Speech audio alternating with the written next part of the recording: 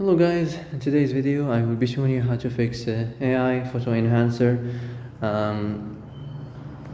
error problem. So the answer is easy, just go to the settings and then scroll down to the apps section and then go to the search AI photo enhancer and then go to the storage, and here you will find this clear cache option. Click on it.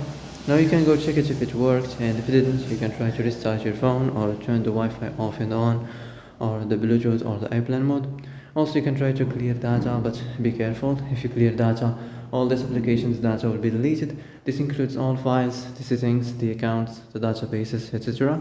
So be careful if you want to clear your data. And that's it for today's video. I hope this is the answer you've been looking for. If you like this video, don't forget to like and subscribe, and see you in the next video. Thanks for watching.